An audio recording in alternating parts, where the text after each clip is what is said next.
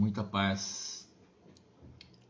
Que Jesus nos abençoe mais uma vez, a fim de juntos podermos fazer as reflexões da obra Obreiros da Vida Eterna, da coleção A Vida em Nosso Lar, ou A Vida no Mundo Espiritual. E nós temos feito uma sequência, já estamos na 17ª parte, e o objetivo é exatamente, junto com André Luiz, refletirmos capítulo a capítulo o que ele narra na obra.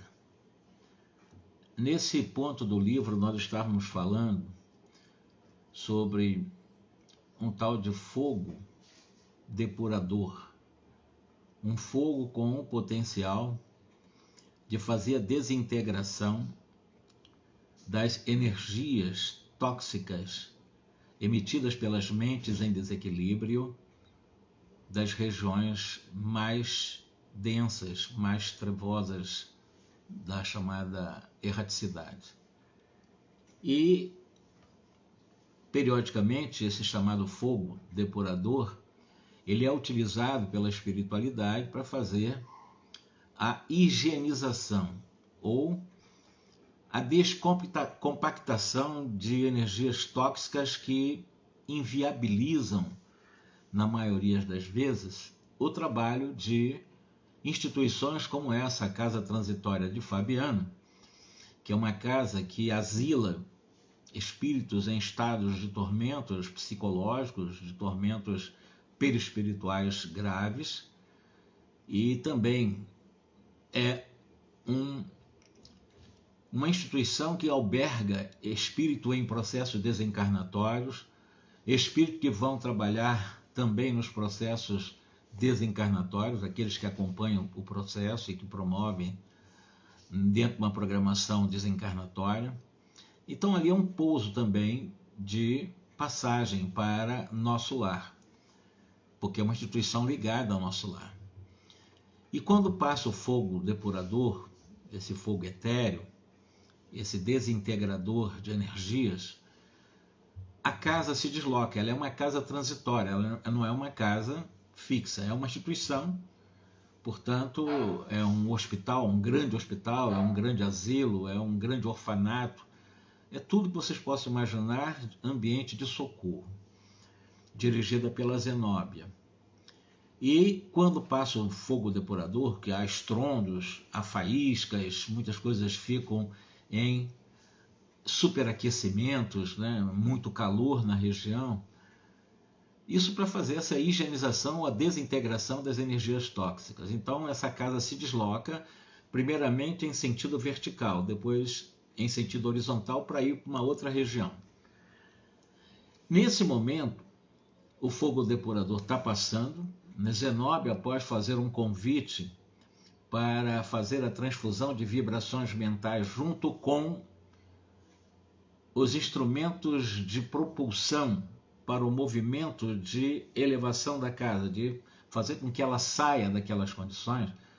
Essa casa, segundo André Luiz, possui, né, um complexo em um setor específico de motores que, acionados, movimentam a casa em o sentido vertical e depois, em outro momento, em sentido horizontal. E a Zenóbia pediu para que, além dessa força mecânica dos motores, também, pela força mental, pudesse fazer com que houvesse uma aceleração desse movimento verticalizado. E após fazer essa transfusão de vibrações mentais num ato de reconhecimento ao Cristo, a Zenóbia, ela pegou a Bíblia, do Velho Testamento, e, segundo André Luiz, abriu, né, o Velho Testamento e começou a ler o Velho Testamento. Foi o Salmo 104, em voz alta e bem solene. Então a Zenóbia, num processo de concentração para ajudar nessa acumulação de energias mentais positivas, para ajudar a propulsão para a retirada da casa transitória daquela região, ela pegou o Velho Testamento e leu exatamente essa passagem aqui, que é o Salmo 104. Bendize, ó minha alma, o Senhor. Senhor Deus, Deus meu, engrandecido de majestade e de esplendor. Revestido de luz, como de um manto, desdobraste o céu, como sagrada cortina da vida. Está lá em Salmos. Construíste as sublimes câmaras das águas. Faze das nuvens o seu carro. E derramas teu hálito criador nas asas do vento. Enches o universo de mensageiros e por vezes tomas por teu ministro o fogo depurador. Fundaste-nos a casa terrestre em bases seguras, garantindo-nos a vida em séculos de séculos. Deste-lhes abismos e píncaros por vestiduras, santificaste as águas para que se elevem sobre todos os montes. Mas a tua voz de comando, todos os elementos se transformam. Porque se envias a música da manhã, envias igualmente o trovão destruidor. Elevam-se montanhas, descem vales, ao lugar que lhes marcaste, sem que ultrapassassem os seus limites. Fazes sair, Senhor, as fontes dos vales, fertilizando os montes, dás de beber aos animais do campo, sacias a sede às plantações silvestres, onde as aves do céu guardam seu ninho, louvando-te dia e noite. Irrigas o topo das montanhas, jorrando água do céu, para que a terra seja farta de frutos. A leitura do Salmo ia em meio quando o Instituto qual, vigorosa embarcação aérea, principiou a elevar-se. Enquanto ela estava lendo, todos concentrados, houve essa força também mental-espiritual, além dos motores acionados, a casa começou a se elevar como um elevador. Ela foi se elevando na atmosfera. Zenóbia, ela não lia apenas o Velho Testamento, ela pronunciava os vocábulos de louvor compilados há tantos séculos, sentindo cada palavra de uma forma intensa. Oh, maravilha! Tamanha era a comoção que se dirigia humilde e reverente ao Senhor do Universo, que o tórax de Zenóbia parecia misterioso foco resplandecente. Contagiados pela sua fé ardorosa, uníamos-nos na mesma vibração.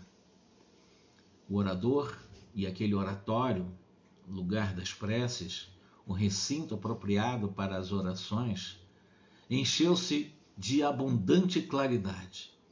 Luz irradiante ganhava os compartimentos próximos e deveria espraiar-se lá fora, no campo de sombras espessas.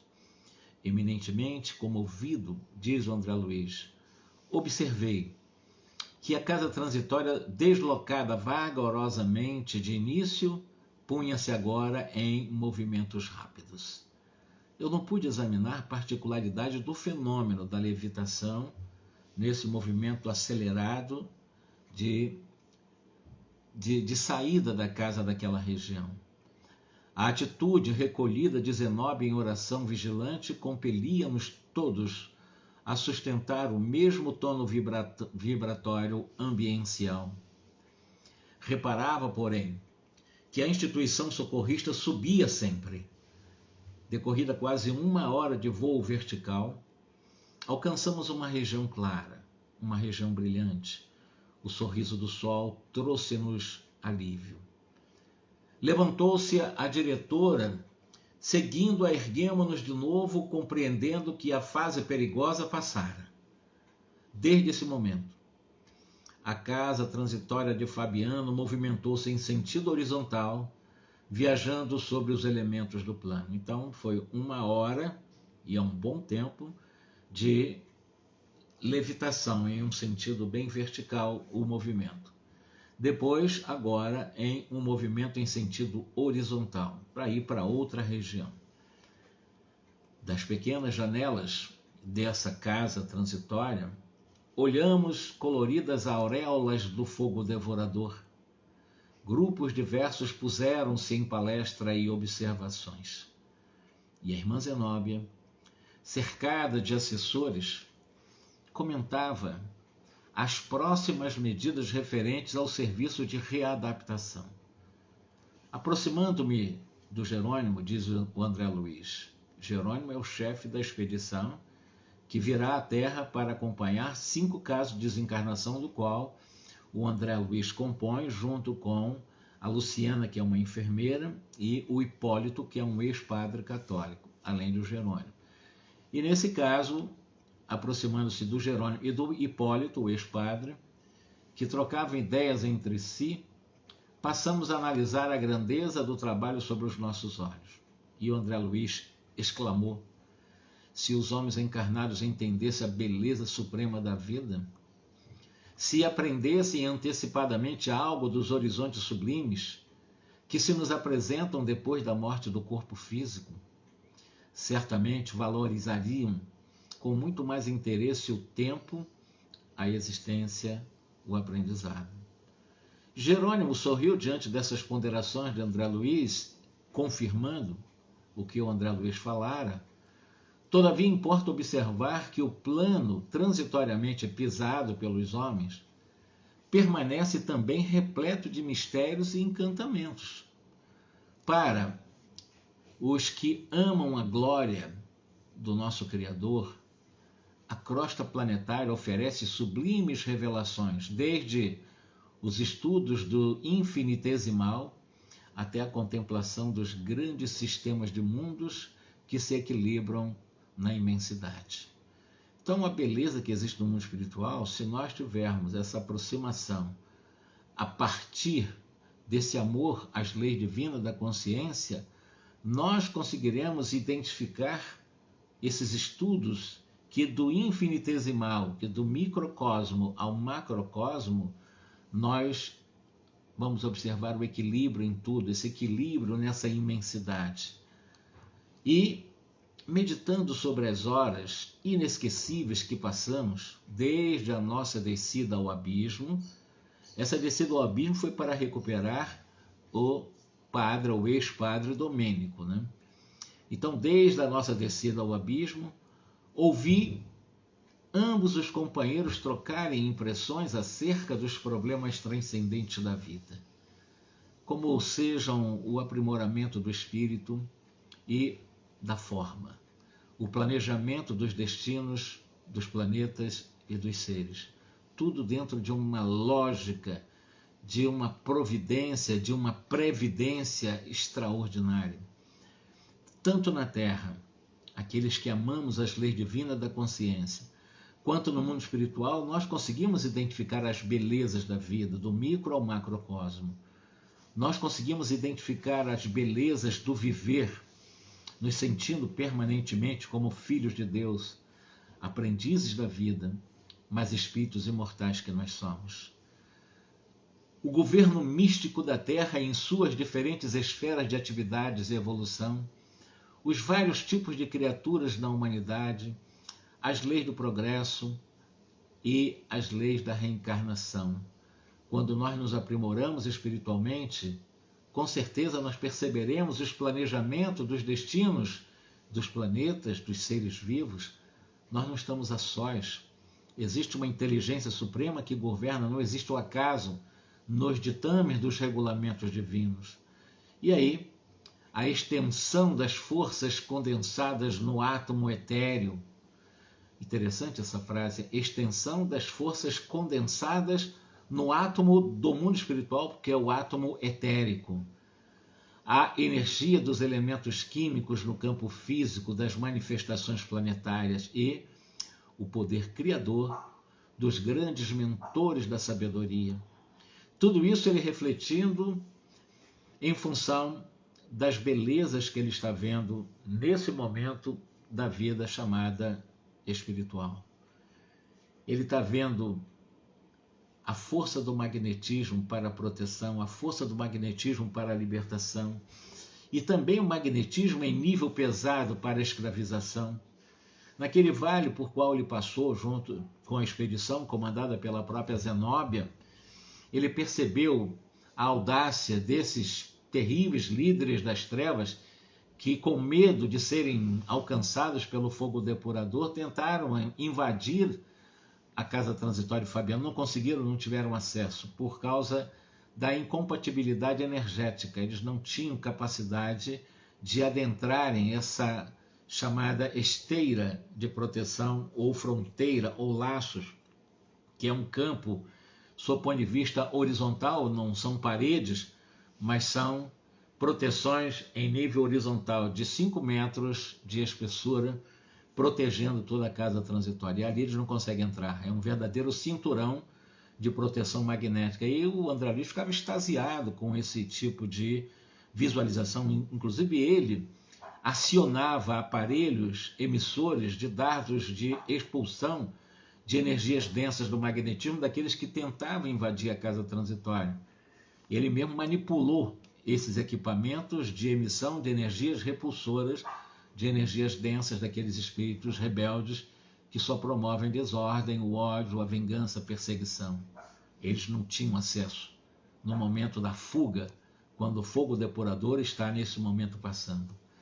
Em breve, porém, após aurir lições que jamais esquecerei, diz André Luiz, nós reparamos que a casa transitória, depois de ele se deslocar na verticalidade, depois fazer um deslocamento em nível horizontal, agora está descendo para outra região. Aqui ela está sendo depurada, agora estão indo por uma outra região, um outro campo magnético das esferas do chamado mundo espiritual, ou na erraticidade. E, a partir daí, disse que não esqueceria essa casa transitória descendo suavemente para continuar o trabalho de abrigo, de acolhimento, de socorro aos sofredores. Regressávamos ao círculo de substâncias densas, embora menos pesadas e menos escuras. Dentro, em pouco, pudemos localizar o abrigo de Fabiano em outra zona de serviço fraterno. Já não era mais aquela onde passou o fogo depurador. Extensa legião de servidores aguardava a nossa chegada, a fim de colaborar conosco no esforço de readaptação a essa nova realidade ambiental, a esse novo campo magnético para o qual foi deslocada a casa transitória. Gastáramos na viagem 3 horas e 35 minutos. Então ele cronometrou o movimento da saída até chegar numa região em que pôde ser verticalizado esse movimento, e agora a descida. Da saída até essa descida, esse novo pouso, essa nova região para socorro, para essas complexas atividades, foram 3 horas e meia o tempo gasto. E as atividades da casa transitória são atividades muito complexas, evidentemente, né? Daqueles que obreiros, né? Aqueles trabalhadores dedicados que ali trabalham. Preliminarmente, diz aqui o André Luiz, a irmã Zenóbia, radiante, congregou-nos na jubilosa prece de agradecimento, após a qual o próprio Jerônimo nos convidou a sair. 5 irmãos fiéis ao bem, já em véspera de libertação da carne, aguardavam-nos o auxílio na crosta da terra e era necessário partir. Então, nesse momento, de toda a experiência que Jerônimo chefiando a expedição, dos quais compunham o André Luiz como médico, o Hipólito como sacerdote, ex-sacerdote católico, e a Luciana como enfermeira. Então, agora, eles saem da casa transitória para virem para a Terra, considerando esses 5, são 5 irmãos que estavam aguardando o auxílio no processo de desencarnação. Esse livro é interessante, O Obreiro da Vida Eterna, que vai tratar exatamente a questão desencarnatória. Como é que ocorre o processo, inclusive moratória. Como é que o processo ocorre com espíritas, com católicos, com evangélicos. Muito interessante, inclusive, a questão da religiosidade ou da religião de cada um deles e o processo desencarnatório. Como é a desencarnação de um espírita ou de alguém que é simpatizante ao espiritismo, que são 2 casos, um caso de um católico ferrenho, aquele chamado católico realmente de igreja, de ir para a igreja, o caso de duas evangélicas, inclusive numa dos casos uma oratória. E um detalhe importante que vai ser contado aqui no livro é que a desencarnação do espírita mais consciente, que é a Aura Celeste, foi uma grande poetisa, fundou uma instituição de amparo aos necessitados lá em Botafogo, no Rio de Janeiro. E na desencarnação dela, isso nós vamos deixar para vocês para os próximos capítulos, e esse livro trata exatamente essas 5 desencarnações, mas ela teve, a gente vai perceber que a desencarnação dela foi diferente de todos os outros, pelo menos dos outros 3, porque uma teve moratória. E a dificuldade de um, talvez não a dificuldade de outro, mas a complexidade de outro, mas a facilidade com que essa aura celeste, essa espírita líder, conseguiu ela própria, né, promover, e vocês vão ver isso, a sua própria desencarnação. Claro que supervisionada não somente pelo próprio Jerônimo, mas principalmente o espírito que acompanhou a desencarnação de Aura Celeste foi Bezerra de Menezes, que também é constado aqui na obra, a figura de Bezerra de Menezes. Nesse 11º capítulo, agora é um outro capítulo, nós vamos apenas fazer a introdução. O André Luiz descreve: despedimos-nos da casa transitória, colocamos-nos a caminho da terra, conduzindo o equipamento indispensável ao trabalho de acompanhamento para 5 desencarnações. Jerônimo, que é o chefe da expedição, programou a tarefa com simplicidade, com bom senso. Todos nós nos manteríamos em ligação incessante com a casa transitória para maior eficiência no dever a cumprir. Então, o trabalho que eles iam fazer aqui precisariam do socorro da casa transitória. Por isso que eles passaram antes lá. Seremos forçados a diversas atividades de assistência aos amigos prestes a desencarnarem. E a Fundação de Fabiano, a Casa Transitória, será o nosso ponto principal de referência no trabalho de acompanhamento de desencarnações na Terra, para que se habituem lentamente com a ideia de afastamento definitivo. Então seria uma espécie de estágio dos que estão desencarnando, passariam um tempinho ali, voltariam, passariam um tempinho ali, voltariam, como num processo de adaptação à realidade espiritual após a desencarnação, o que ele chama para que se habituem lentamente à ideia da desencarnação. André Luiz, todas as mortes, diz aqui o Jerônimo, se fazem acompanhar de missões auxiliadoras. Na realidade, o André Luiz, ele está fazendo alguns levantamentos. No caso, eles vão acompanhar 5 desencarnações. A dúvida dele é se em todas as desencarnações são acompanhadas por espíritos auxiliadores, os espíritos que promovem a desencarnação. Se todas as desencarnações têm espírito especialista no processo. Se cada criatura, né, que parte da crosta terrestre precisa desse amparo direto. O Jerônimo explicou para o André Luiz o seguinte: olha, não, absolutamente, reencarnações e desencarnações, de modo geral, obedecem às leis gerais, claro. Há princípios, por exemplo, sob o ponto de vista da reencarnação e também da desencarnação, princípios ligados à biogenética. E há princípios biogenéticos orientando o mundo das formas vivas ao ensejo, sobretudo, do renascimento, na reencarnação. E também princípios transformadores que presidem, gerenciam aos fenômenos da morte, em obediência aos ciclos da energia vital, do fluido vital. Porque em todos os casos, seja na reencarnação, seja na desencarnação, nós vamos estar trabalhando os princípios da biogenética, porque a reencarnação já ocorre na Terra há milhares e milhares de anos, e a questão da desencarnação, da mesma forma, os princípios que presidem esse desligamento, eles estão acompanhando, de alguma forma, em obediência ao ciclo do fluido vital. Porque quem mantém a vida física, a vida no corpo físico, do perispírito ligado ao corpo, é o fluido vital. Então é preciso trabalhar também, né, a exaustão do fluido vital para que haja desencarnação através da desagregação molecular. Nos múltiplos círculos evolutivos, há trabalhadores para vários tipos de trabalho.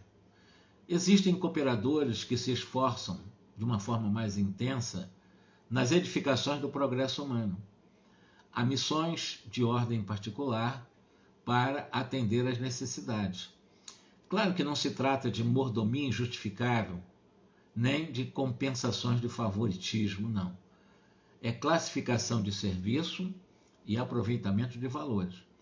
Se determinado colaborador demonstra qualidades valiosas, esse trabalhador de qualidades valiosas merecerá a consideração daqueles que as superintendem com vistas à expansão dos seus trabalhos no amanhã. A cada um segundo as suas obras, os seus méritos. Aqueles que merecem têm um auxílio direto. Os que não merecem não têm um auxílio direto. Muito grande é o carinho que se ministra ao servidor fiel, porque ele recebe um tratamento especial. Quem é fiel ao princípio do Evangelho recebe todo um tratamento especial, seja na reencarnação, veja o caso de Segismundo lá no livro Missionários da Luz, e na desencarnação, como é o caso que vocês vão ver aqui na nossa obra Obreiro da Vida Eterna. Então, muito grande é o carinho que se ministra a esses servidores fiéis, de modo a preservar-lhe o devotado espírito de ação maléfica dos elementos destruidores, ou seja, preservar, ou seja, protegerem eles, né, dessas ações maléficas dos elementos que destroem. Como, por exemplo, desânimo, carência de recursos estimulantes, no caso, carência de recursos estimuladores para o trabalho material, que ele possa ir analisando a magnitude dos nossos ministérios da verdade e do bem.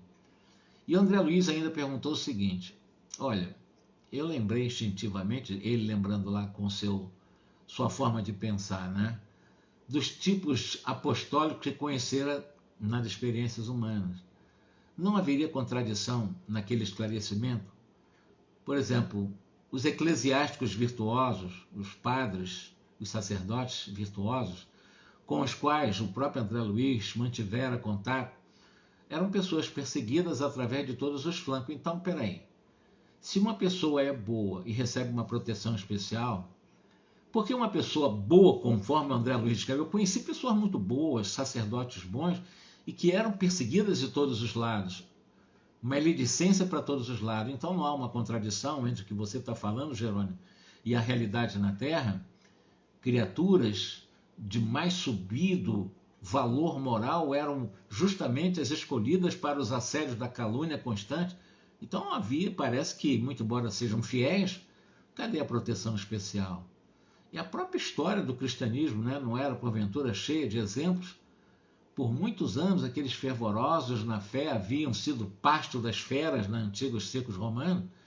Os continuadores de Jesus foram vítimas de tremendas provações e ele mesmo, o próprio Cristo, alcançara o Calvário em passadas dolorosas. Que proteção é essa? E o André Luiz questionando a afirmação de Jerônimo desses tratamentos especiais a quem é fiel à prática do bem. E ele diz o seguinte: olha, André Luiz, as suas objeções mentais, se você for analisar mais profundamente, não tem razão de ser. A concepção humana do socorro divino, ela é viciada desde muitos séculos. A criatura pressupõe no amparo de Deus o protecionismo do chamado sátrapa terrestre, ou seja, da pessoa que leva a vida faustosa e despótica. Então, a pessoa que vive uma vida faustosa e despótica é protegida de Deus, porque não tem essa dificuldade das perseguições, dos circos romanos, das maledicências, espera a perpetuidade de favores materialísticos, injustificável, destaque entre os menos felizes. O subsídio celeste traduz-se por benditas oportunidades de trabalho e renovação. Chega muitas vezes como se foram gloriosas feridas, magníficas dores, abençoados suplícios, enquanto predomine na crosta planetária os impulsos de animalidade primitiva. Os agraciados pela bênção divina serão, sim, em sua maior parte, representantes do poder espiritual a despeito dessas gloriosas feridas, dessas magníficas dores e desses abençoados suplícios. de maneira alguma ficarão isentos de testemunhos difíceis porque são fiéis. Não. Receberão uma proteção especial na sua fidelidade, mas não estão isentos das provas, não estarão isentos dos desafios da vida, jamais. Mas tem uma proteção especial. Não que o Senhor tente transformar os seus discípulos em cobaias, não. Mas pela imposição natural da obra educativa em que a lição do aluno atento e fiel deve interessar a classe inteira, como exemplos. O que quase sempre parece sofrimento e o que quase sempre parece uma tentação, na realidade, constitui uma bem-aventurança, transformando situações para o bem e para a felicidade imorredora.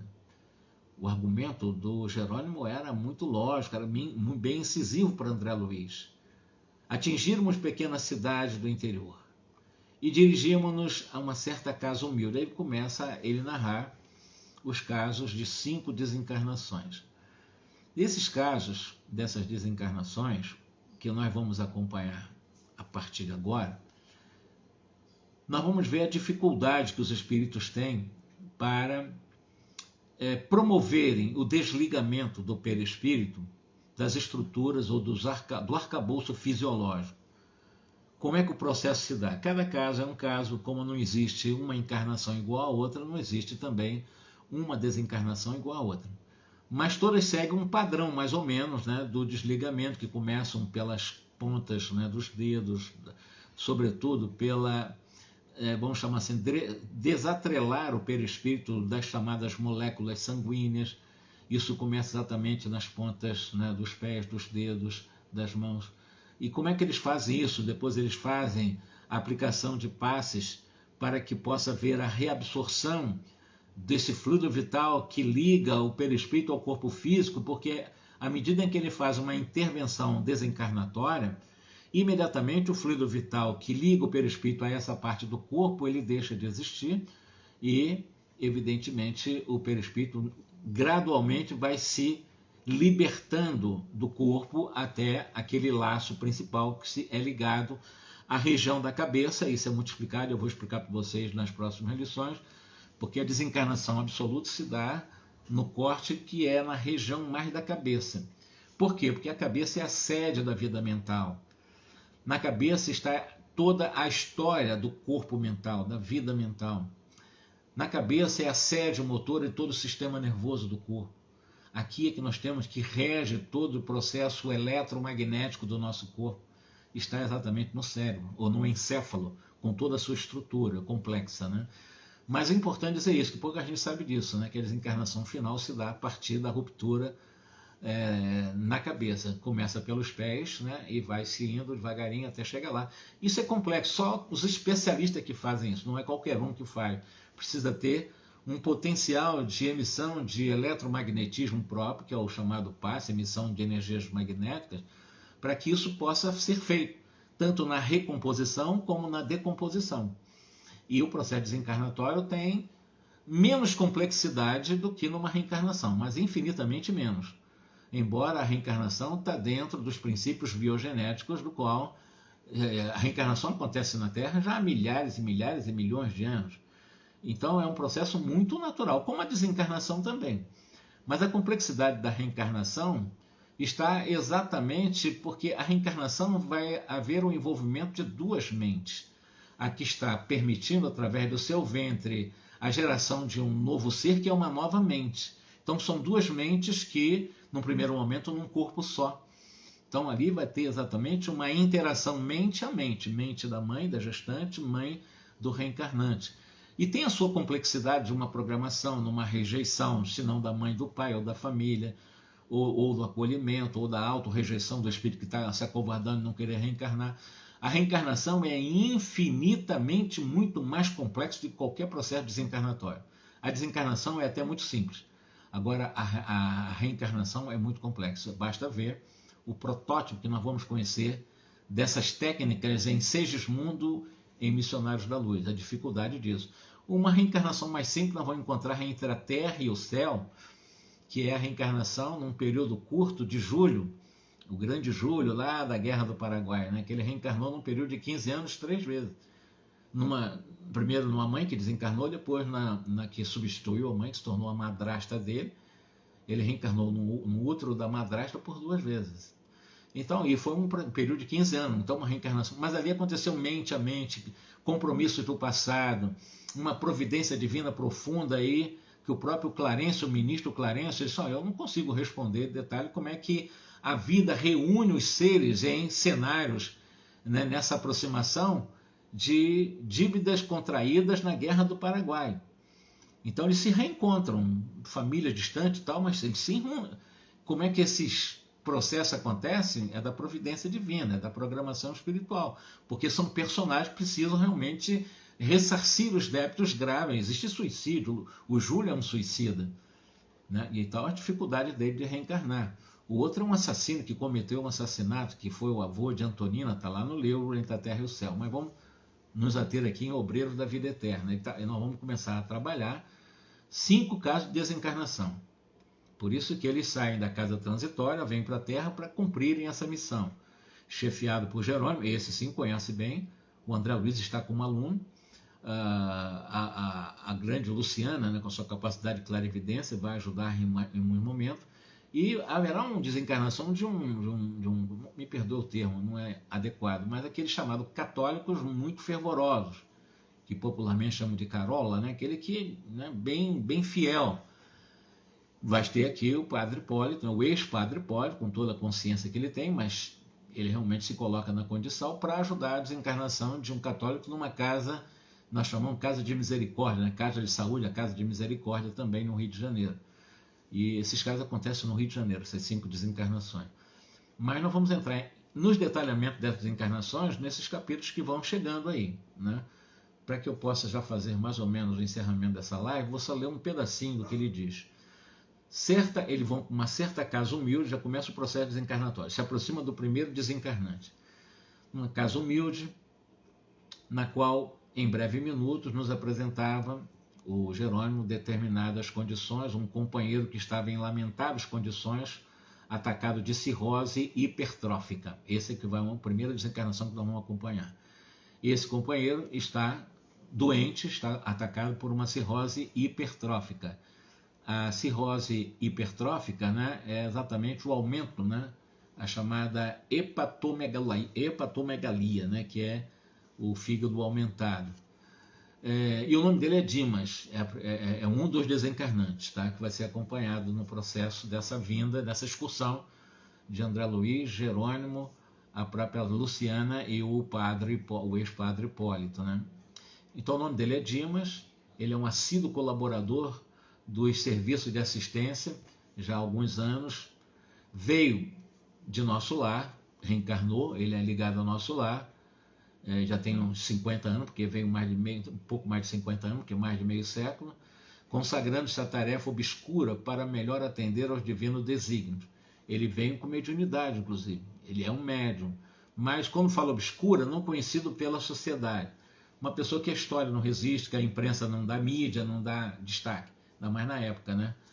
Então ele desenvolveu a mediunidade, colocando-se a serviço dos necessitados e sofredores nos bastidores. Ele estava num quarto modesto, estava cheio de radiosos eflúvios denunciando a incessante visitação de espírito iluminado. Então ele estava desencarnando, mas recebendo visita permanente de espíritos evoluídos. O nosso irmão, ele fez-se credor, ele tem crédito, né, de inúmeras dedicações pela renúncia que sempre se conduziu no ministério. Ele foi um médium sincero, honesto até o final, até nesse momento que está com essa cirrose. Agora, é chegado para ele o tempo do descanso construtivo, que é a desencarnação dele. O doente se apercebeu da nossa presença, ou seja, ele tem sensibilidade e conseguiu sentir a presença do Jerônimo, André, a Luciana e do Hipólito, mas principalmente do André e do Jerônimo. Dimas conseguia deixar o aparelho corporal, de certo modo, com uma extraordinária facilidade. Vendo-nos perto do leito, pôs-se em ardente rogativa pedindo-nos colaboração. estava cansado, exausto, e estava com o fígado dilatado, né? No entanto, mantinha-se calmo e confiante. E o André Luiz acercou-se dele, né? Aplicou-lhe passes magnéticos de alívio sobre o tecido conjuntivo vascular. Jerônimo dirigiu-lhe palavras de encorajamento e prometeu voltar mais tarde. Foi o primeiro encontro, então, com essa primeira personagem que vai desencarnar, que nós vamos acompanhar a desencarnação dele. Dimas, elevado, endereçava ao céu comovedor agradecimento. Em breve, 2 amigos espirituais deles vieram ter ao quarto, saudando-o, então vieram mais 2 espíritos para cuidar dele. Após rápida visita aos interessados, reuni-los-emos em sessão de esclarecimento na casa transitória, de maneira a prepará-los para o fenômeno próximo da libertação definitiva. O que ele está dizendo aqui? Nós vamos reunir com esse grupo o Dimas e os outros 4 também, né? Para que eles chamam de sessão de esclarecimento lá na casa transitória dirigida por Zenóbio. Antes da desencarnação, eles vão fazer um estágio lá, eles vão receber aulas, como é que vai ser o processo desencarnatório, eles vão fazer um processo de readaptação para a vida espiritual. E é o que ele está dizendo. Antes da desencarnação dele, né, eles serão realmente levados, né, para essas sessões de esclarecimento na casa transitória de Fabiano, exatamente para preparar eles para a desencarnação. Não vai ser assim abruptamente, porque é uma desencarnação específica de alguém que trabalhou com mediunidade, num campo, digamos, desconhecido lá no interior do Rio de Janeiro, que ninguém conhecia, mas era fiel ao compromisso da mediunidade, ajudou muita gente, também com a capacidade de mediunidade curativa. Esperemos a noite para essa finalidade. E da pequena cidade em que se localizava o primeiro visitado, dirigimos-nos ao Rio de Janeiro. Isso aqui, a cidade é próxima do Rio de Janeiro, é do interior do Rio, né? E foram para o centro do Rio de Janeiro. Utilizamos da habilitação, felizes. O conjunto de casa do Rio achava-se agora à nossa vista. Penetramos uma casa em um bairro menos populoso e deparamos com uma enternecedora paisagem doméstica. Um cavalheiro numa idade madura, deitado em pequeno sofá, apresentando terríveis sinais de tuberculose adiantada. Então nós temos o Dimas e agora esse cavalheiro. Conversava com duas crianças, né, que aparentavam 6 e 8 anos, respectivamente, falando-lhes paternalmente. Olha, papai, as crianças, o senhor acredita que ninguém morre? Indagou o filhinho mais velho de 8 anos. E o pai respondeu, sim, Carlinhos, ninguém desaparece, ninguém morre para sempre. E é por isso que eu desejo aconselhá-los como pai que eu sou. Eu creio que não me demorarei a partir, eu creio que eu vou morrer também. Isso o pai, esse menino, falando com o Carlinhos, seu filho de 8 anos, nessa região do Rio de Janeiro, não muito populoso. Um bairro nobre, certamente, não sei. Mas para um mundo melhor que este, por exemplo, um mundo melhor que a vida material, diz o pai para o Carlinhos, seu filho de 8 anos, onde o seu pai possa ajudá-los num corpo sadio, embora diferente, porque eu estou doente. Quando eu viajar, meu corpo vai ficar sadio. Então, vocês não precisam ter medo. Eu vou realmente ir embora. Então, o pai já está preparando o filho nesse momento. É a segunda personagem que nós vamos acompanhar também nos próximos capítulos, como é que vai ser se dar a desencarnação dele. E ele ainda diz para os filhos o seguinte, olha, eu já organizei todos os negócios, a mamãe trabalhará substituindo-me até que vocês cresçam e se façam homens.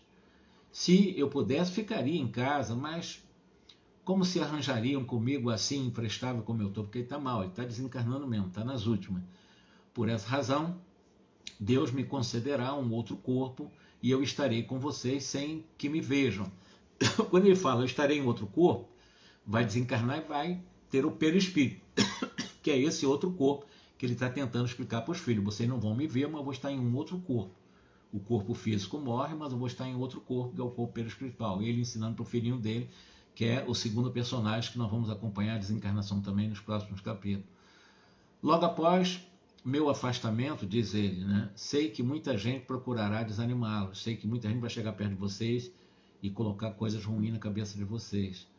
Dir-se-á que me afastei para nunca mais voltar e que a sepultura acabou com a nossa vida. Não é verdade. porque eu digo para vocês que isso não é verdade. Nós viveremos para sempre. E amar-nos-emos uns aos outros cada vez mais. A morte não existe. O pai ensinando aos filhos. Diga-me, Carlindo, você acredita que seu pai venha a morrer, desaparecer e nunca mais, na morte nunca mais surgir?